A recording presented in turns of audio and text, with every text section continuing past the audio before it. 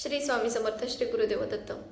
आपल्या आयुष्यात आपण बऱ्याच अशा गोष्टी करत असतो ज्या इतरांना खटकत असतात, किंवा त्याच्याकडे बाई एवढं आहे आणि माझ्याकडे काहीच नाही आहे, किंवा एकमेकांनी केलेल्या गोष्टी बघून एकमेकांच्या मनामध्ये ईर्ष्या निर्माण होत असते की त्याने एवढं हे केलं, त्याच्याकडे एवढं हे आहे, त्याच्याकडे एवढा पैसा पाणी एवढी प्रॉपर्टी आहे, मग माझ्याकडे का नाही आहे. मग त्याच्याबद्दल काहीतरी वाईट विचार करायचा.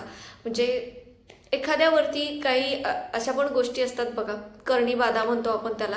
त्या गोष्टी केल्या जातात त्या माणसाला त्रास होण्यासाठी, पण त्याच्या नशिबाने ते त्याला मिळालेलं असतं. ते ह्या समोरच्या व्यक्तीला कळत नाही. माझ्याकडे नाही आहे ना, तर त्याच्याकडे पण नसायला पाहिजे. म्हणून बरीच लोक असे असतात जे स्वतःचं चांगलं नाही आहे म्हणून दुसऱ्यांचं पण वाईट करायचा विचार करत असतात. मग आता हे असे लोक आपल्याला पावला पावलावरती भेटत असतात. आणि आजच्या कलियुगात तर खूप सगळीकडेच प्रमाण असं वाढलेलं आहे. आणि लांबची लोक नाही, आपल्याच घरातली लोक आपल्याला त्रास देऊ बघत असतात.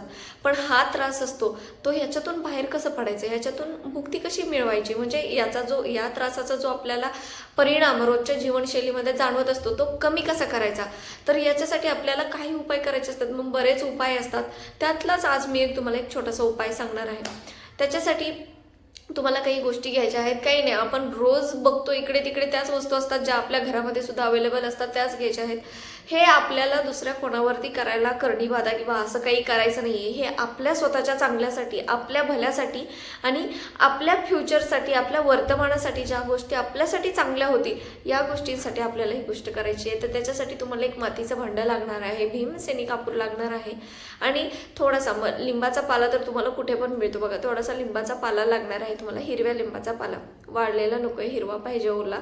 आणि शेणाची गोवरी. मग आता तुम्ही म्हणत असं शहरामध्ये राहता, कुठून भेटते, तर तिथं असतं पूजा भांडार, तिथे तुम्हाला शेणाची गोवरी भेटून जाते. तर या 4च वस्तू आपल्याला पाहिजे आहेत.